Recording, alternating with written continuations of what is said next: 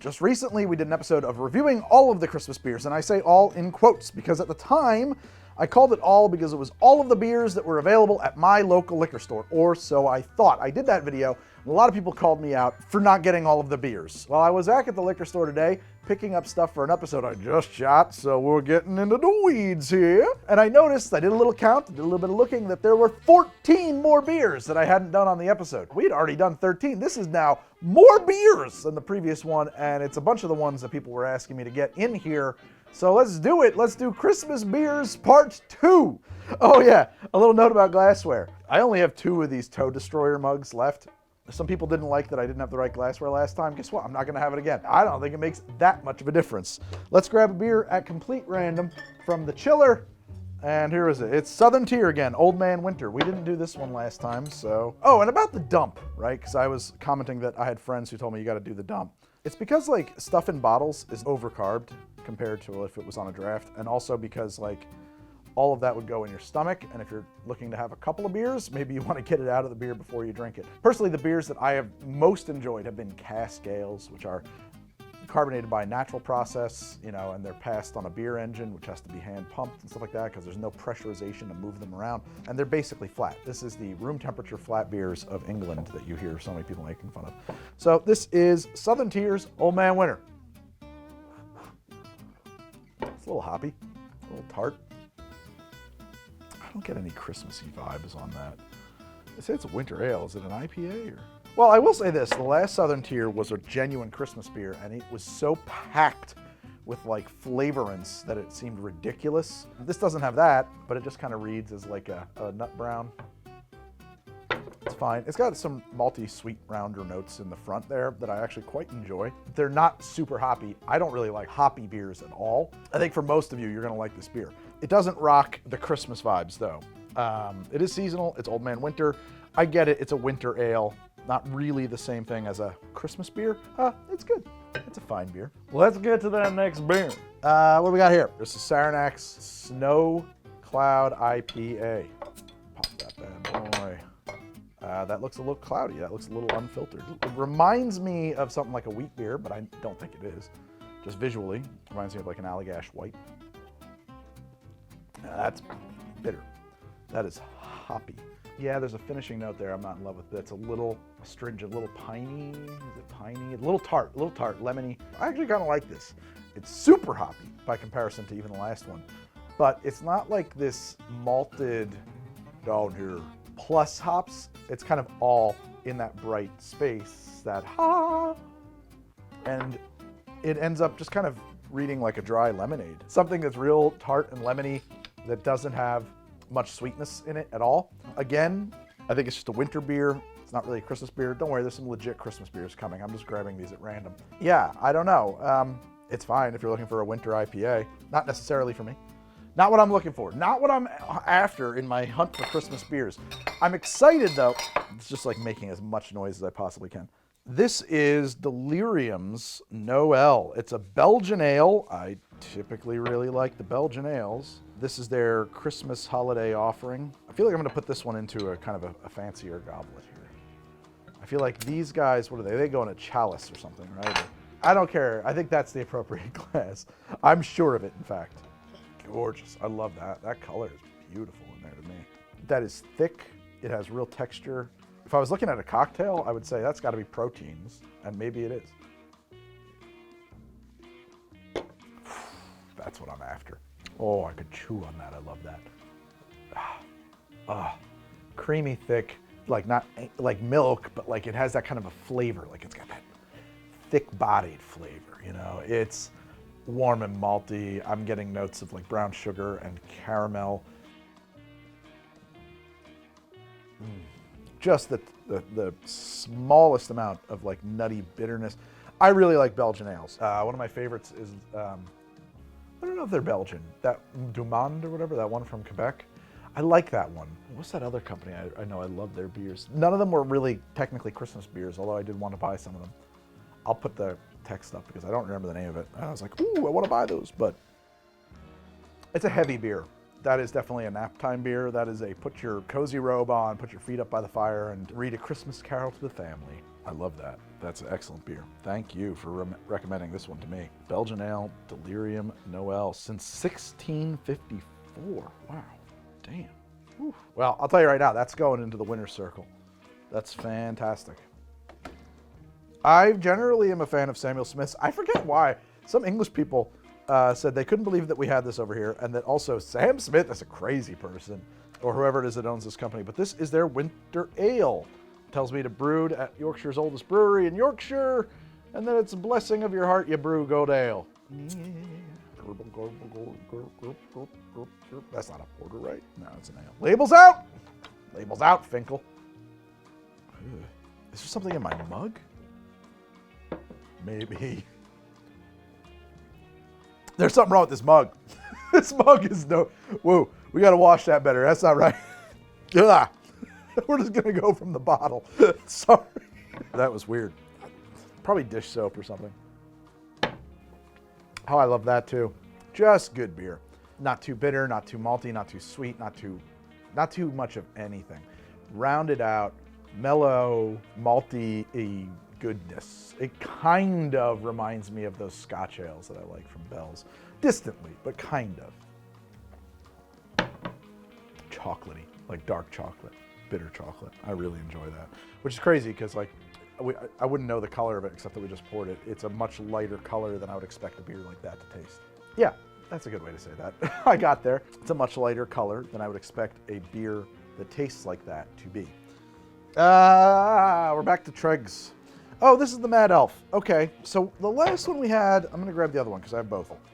I've had the Mad Elf and I really enjoyed it when I had it. I had the Mad Elf Grand Cru the other day when we did the first, part 1 of this beer review. I really wanted to put the Mad Elf, the regular Mad Elf, into the mix-up, but I figured, hey, let's grab another bottle of that as a comparison. So we're actually gonna put them both together. So that's the one do-over in this episode. Let's do regular Mad Elf on my left. Much less of that extreme red cherry juice color. Look at that. Not extremely carbonated at all. Very comfortable level. I mean, you could pour it straight in basically there. And then this is the Grand Cru. And you can see right away that color. To me, maybe it's not coming up on camera as much, but like, yeah, even the froth of the head is a different color. We can grab that from the overhead, right? It's rolling. It's red.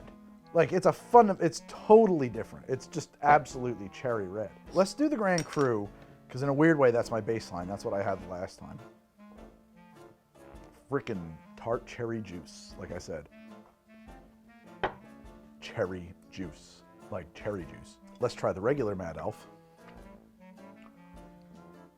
Wow, they're so different. That's crazy. The Mad Elf is so much better. I could see the Grand Cru being an interesting accompaniment to the Mad Elf, but the Mad Elf is phenomenal. Why? I don't get it. You would definitely never say, oh, it's the better version of. It's a different thing. They don't really have anything much to do with each other at all. This just tastes like cherry juice. It has other notes. We explored it heavily in the last episode, but it's a cherry juice beer. This is divine.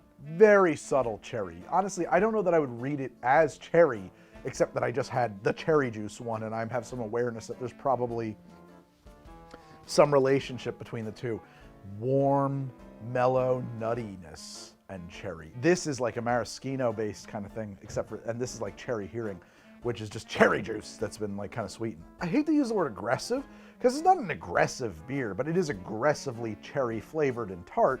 I think that the honey is kind of rounding it out. I understand that like it's probably been fermented, and this also has honey, so what the fuck do I know? I don't know. They're just different. The Mad Elf Grand Cru is a curious, fascinating comparison to the Mad Elf. But honestly, I wouldn't go pick this up without picking up the Mad Elf. I think that it's only interesting as a comparison. The Mad Elf is the more drinkable, much better beer. This is going in the winner's circle. This and the Delirium right now are my faves so far. Whoa, wait, is that the thing? You put those two together? Maybe it was. I don't know if it was or it wasn't, but let's give it a try, because I said it was. So it's Delirium, Noel, and Mad Elf.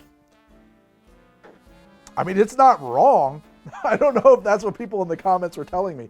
I did like a comment search to try and find that, because a few people brought that combo, Delirium plus, I don't remember, up, and I was in the store trying to be like, oh shit, because I had this idea at the store, and I was like going through my phone trying to find that comment, and I couldn't find it. So if I'm failing you, I'm failing you. But like, I don't know if that's what it was or not, but like that's good. There's nothing wrong with doing that. That's wonderful. Wow. Man, we really missed it on the last episode. I don't know how that happened. Just total chaos. There's nobody driving this ship. It's just doing whatever. What do we got here? Harpoon Winter Warmer. Harpoon feels like a beer that should be drank from the bottle, right? Maybe we should just do this one out of the bottle. You probably want to see what it looks like, though, so we'll pour it into something. Looks like beer. Far cry from where we were just at. Bubblegum notes, which I know is like bubblegum notes. Oh, what is that? Huh, cinnamon. It's weird cinnamon. I don't love that. I think that the nutmeg is throwing us off here. It kind of reminds me of the smell of like paper that's been soaked in water. That's not my fave. I'm not in love with that at all. It's possible that if I hadn't just had like, scrumptulescent holy beers from on high, handed straight from God down to me, that beer would rank harder. I don't know. But at the moment it tastes like paper, wet paper. I like it less and less in every passing moment. Moving on. All right, Abita Christmas Ale. Woof. Beer. There it is. I was not expecting that to be as hoppy and tart as it is. That's, to my non-experienced beer palate, that reminds me of an IPA. Is that technically an IPA? I don't know, but it's hopped up that way. It's bright, tart, and hoppy. Does that on its own taste like citrus, like lemon? Maybe, yeah, like lemon oil. Lemon that's absence of sweetness of any kind. So like not juice, but like the oils, the peel, lemon rind. Not my favorite beer. Doesn't feel Christmassy to me. So on the Christmas beers marks, not really. On the is it beer mark? Sure, it's beer. It seems to me like an okay representation of a hoppier ale, like of a mild ale. It's neither the kind of beer I like, nor the kind of beer I want for Christmas. Very personal kind of flavor notes there. This is Founder's Ginger Spice Barreled and Nice. I love it. Love a good rhyming title.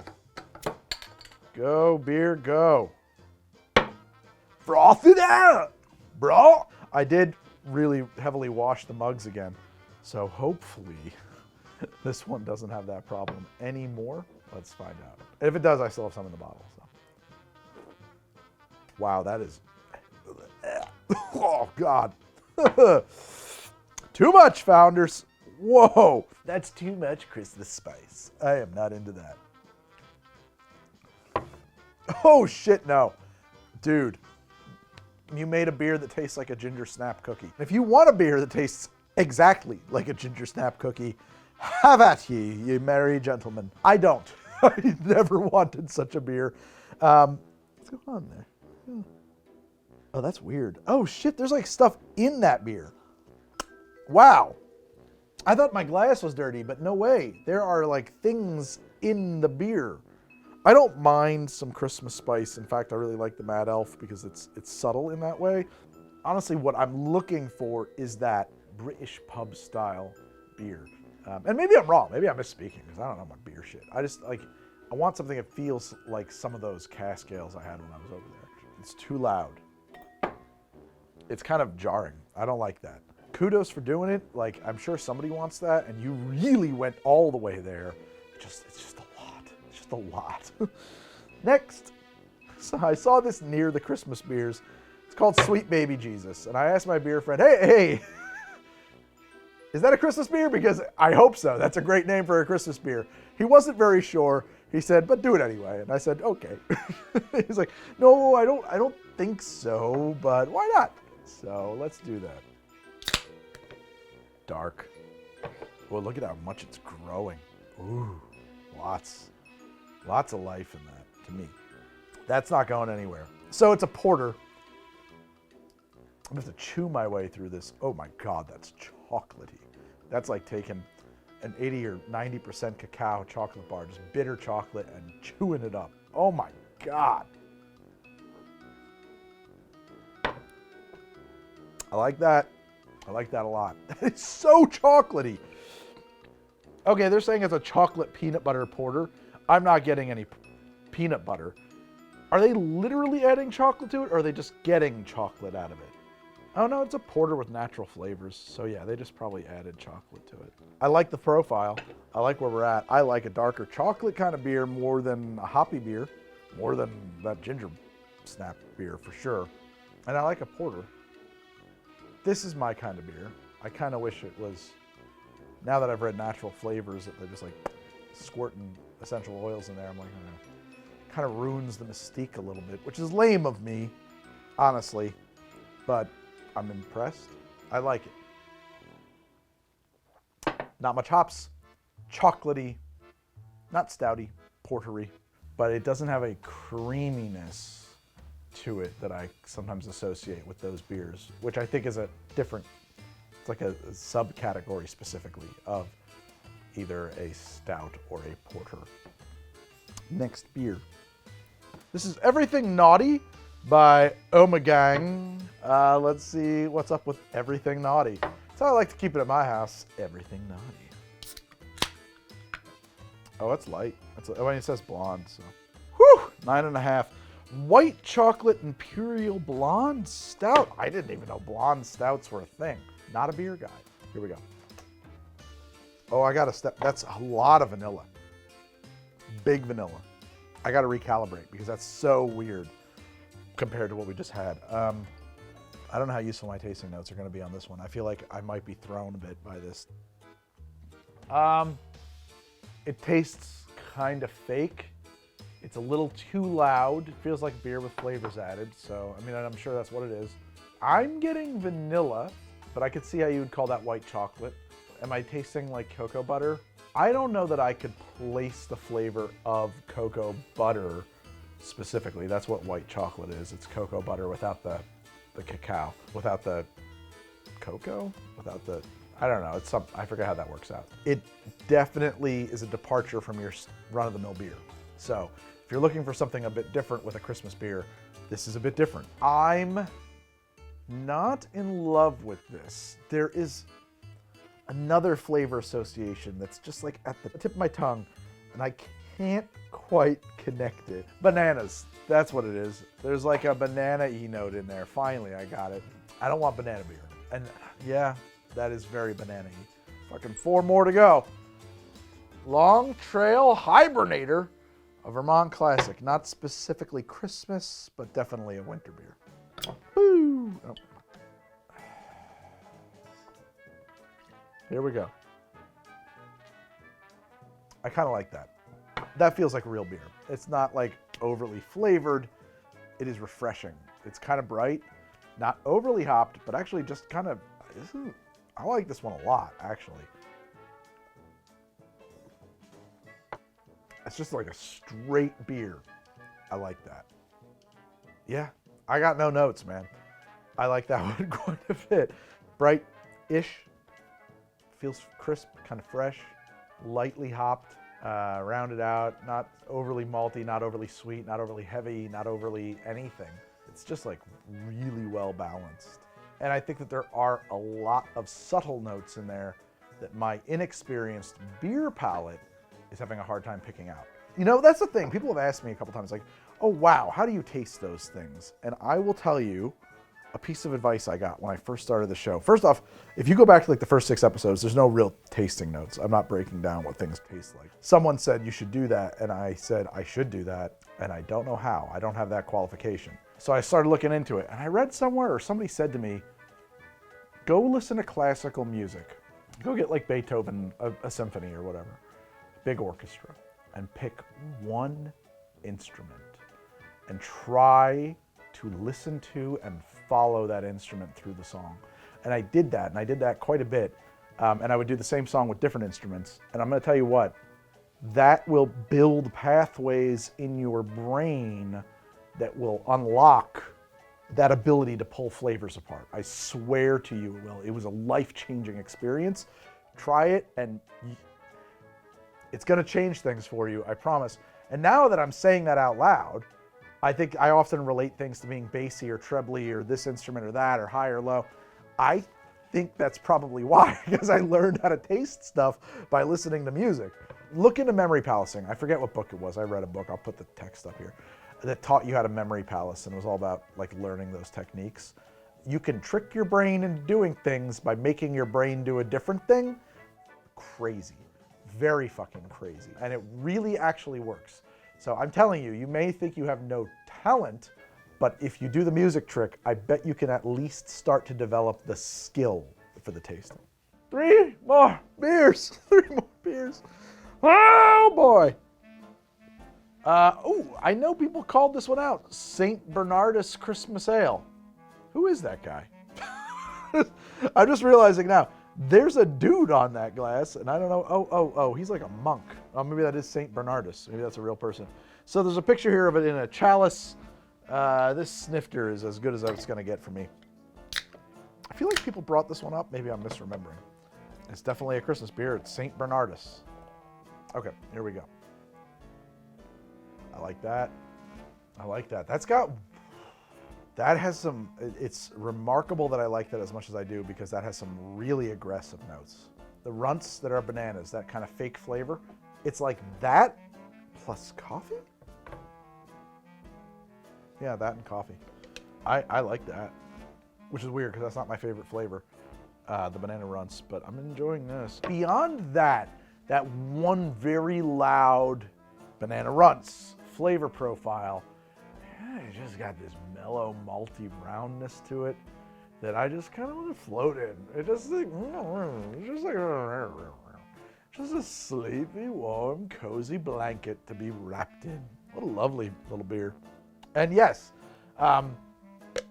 exactly what I'm looking for personally in a Christmas beer.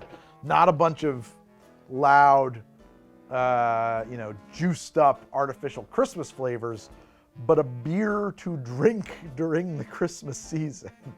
Yeah, I like that. It's a heavy beer too. I mean, that is like a meal in a glass. I need to move to the next beer though, because I feel like now I'm just like coasting on autopilot. It's all gonna hit me like a ton of bricks. I got a lot. Okay, this is one of the ones that people were really angry that I didn't have. This is the new Belgian Holiday Ale. They said like, dude, you didn't have that, you fucked up. So let's correct that. Oh, foamy there. Well, let's try it right through the beer here, foamy here. We're back to kind of artificial Christmas notes for me. Big cranberry and cinnamon, a lot of that. Wow, it really holds on that flavor profile. At the end here, it's a bit like a cranberry cinnamon breakfast cereal. Maybe that's what you're looking for. Not for me. Not the kind of Christmas beers I want. It's not super overpowering. So I think if you're looking for a Christmas beer that's Christmassy without being just too darn much, this one is quite lovely. Cranberry spice and everything nice. I think there's probably more to it than that, than just cranberry and cinnamon, but that's really what I'm getting. I'm not picking up on any ginger. I'm not picking up on allspice. I'm not picking up on clove. That's not to say that they're not in there in some capacity. I'm just not catching them. Last beer. This is Alpha Claus. It's not normal. 3 Floyds. So it's got this crazy looking heavy metal Santa Claus or Krampus on it. If I see a label like this, I assume 2 things. 1, this is a hoppy beer. That's what that label tells me. And 2, that they are trying to compare the inclusion of hops to weed. Get into my airbrushed van. I've got the hops. Dark. Oh my God. That is just black, dark beer. Love that. Looks like a glass of like chocolate and Coca-Cola. Oh yeah, very hoppy. Super hoppy. You know, it's funny. There's something about that flavor profile that right there, that light whiff of the hops that I just whooped off the head. That reminds me of Philadelphia. Hanging out on South Street, going to Zipperheads, walking over to Harold's Occult Shop, going to Nocturne. Something about that just takes me back to Philadelphia. Oh man, I used to, in high school, I got all my t-shirts from Rock and Roll Plus in Philly and Zipperheads, those two shops. I had a Lost Boys t-shirt. It was like, love that shirt. It was so cool. I think I gave it to a girl. Oh, geez, sweet, sweet youth.